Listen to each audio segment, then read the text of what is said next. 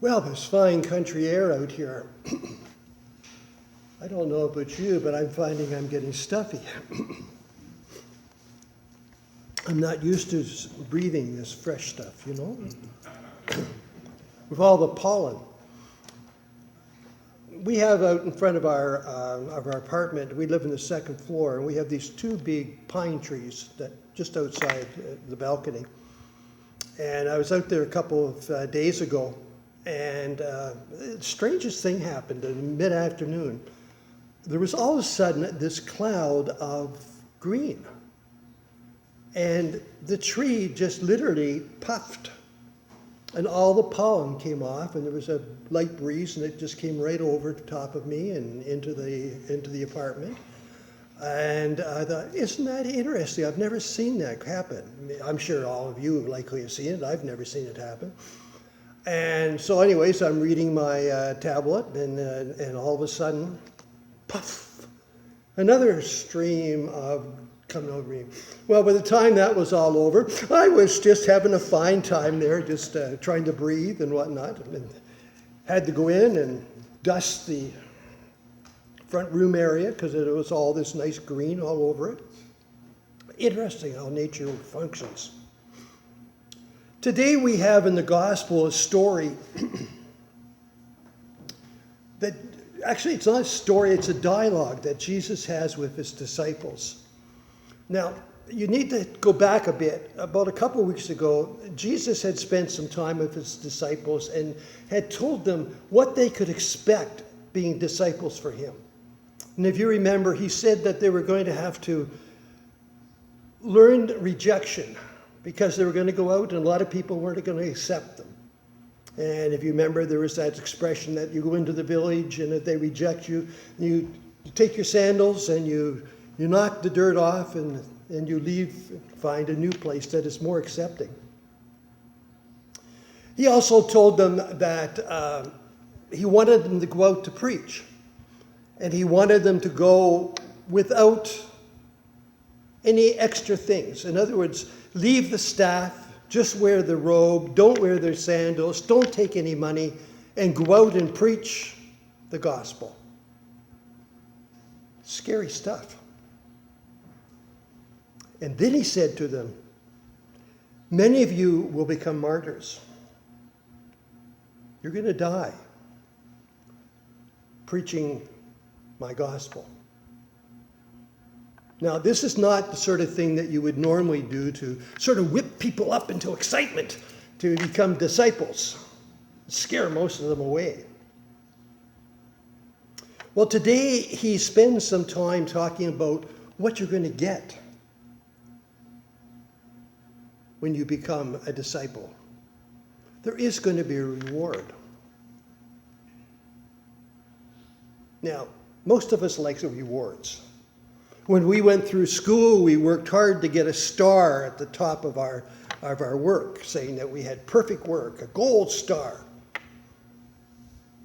When we got a little older, what we looked for was our parents saying to us, good job, Keith. You did a good job.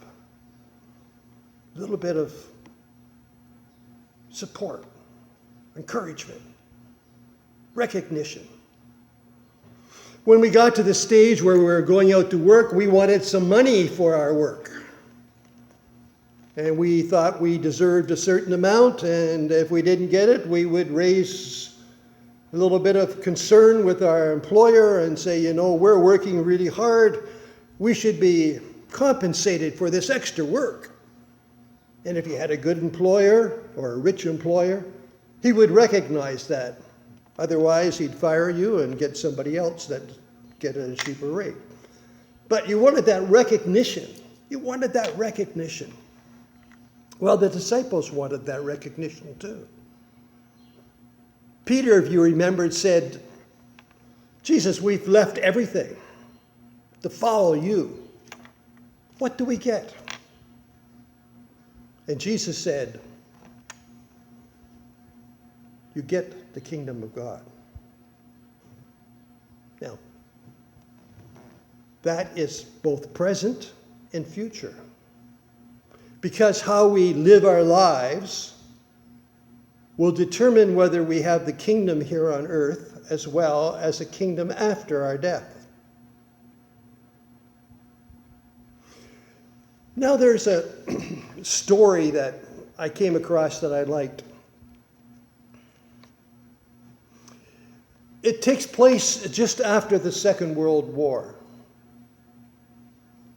And there was a group of teenagers from Germany that offered to come over to England to assist in cleaning up the destruction of a cathedral in London.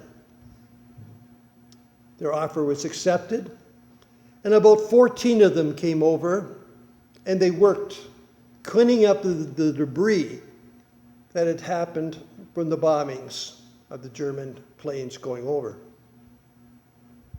They worked for about a week.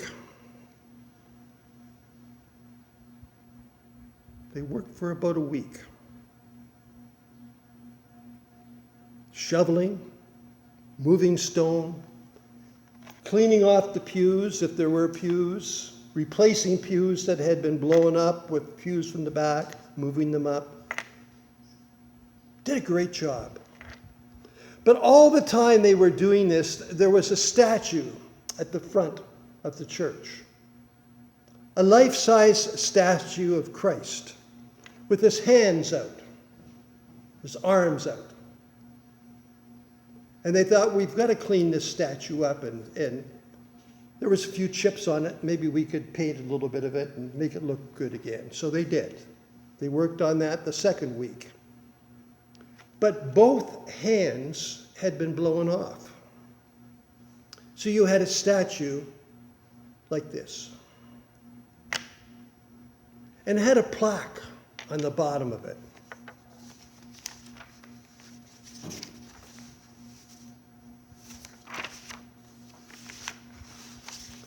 And on the bottom of it, it said, if you're labor,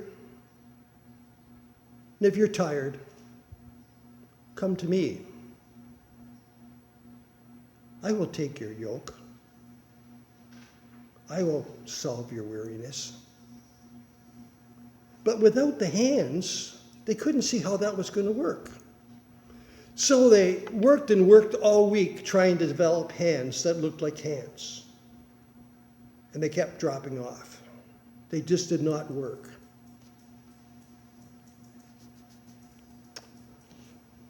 Well, one of the lads at night had taken one of the books that was in the library and had read it. And he thought, this isn't going to work. And he came across a lady who became a saint, who wrote in the 1400s. And she had said that Christians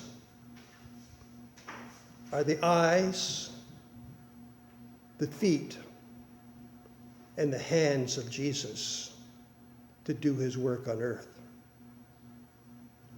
So they thought the only thing they could do was to change the plaque. And the plaque now says, you are the hands of Jesus to do the work on earth. Smart kids. Statue looked good, a little funny without the hands. But if you read the plaque, you realize that you were the hands that were necessary to complete the job that Jesus had left for his disciples.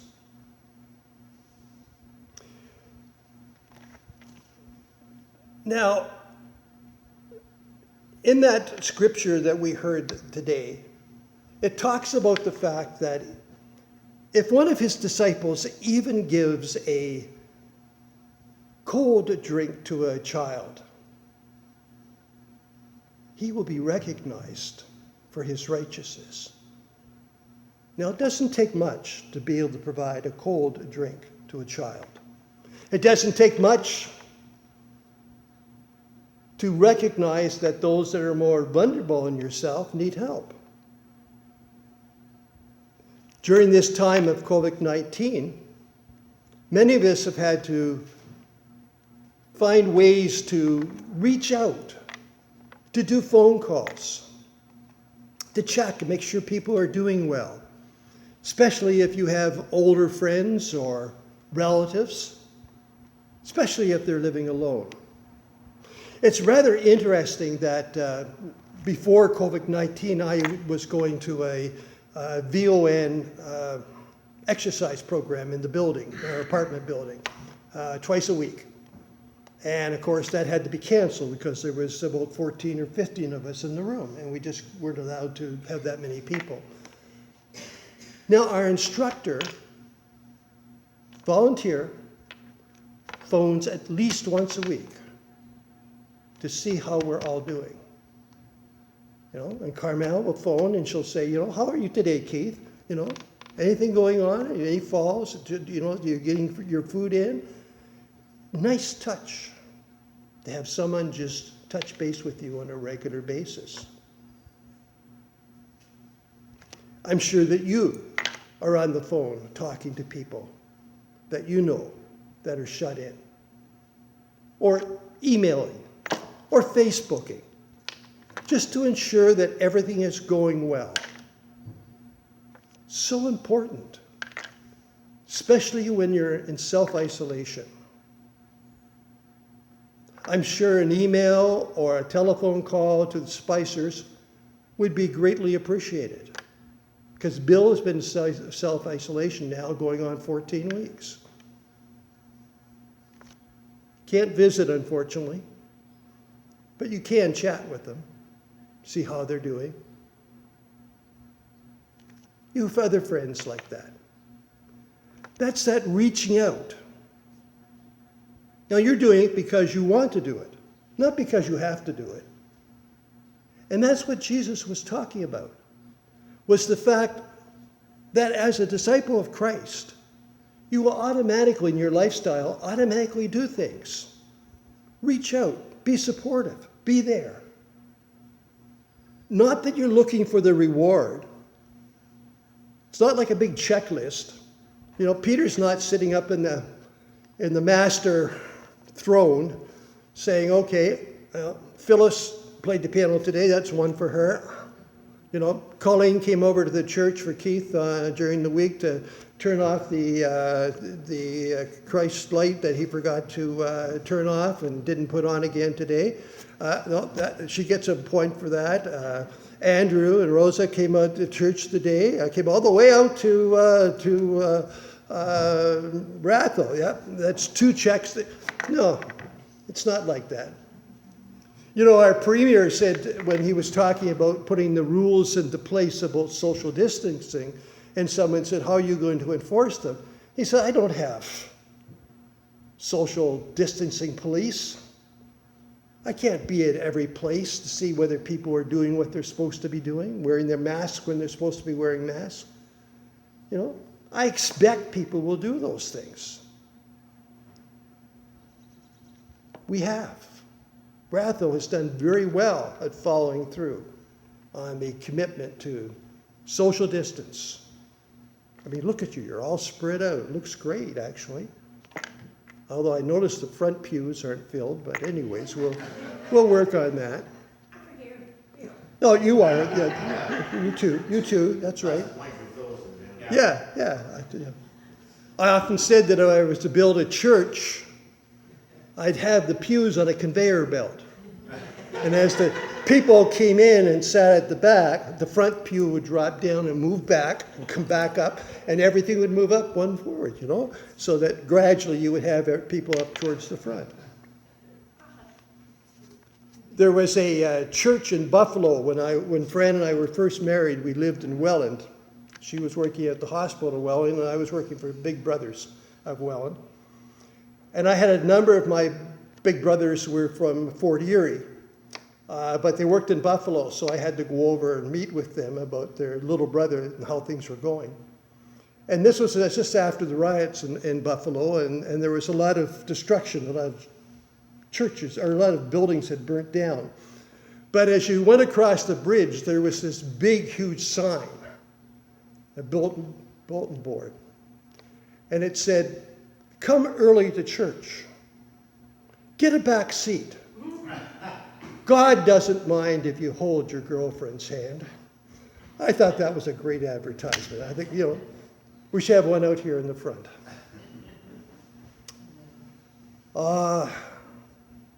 We do things because we want to.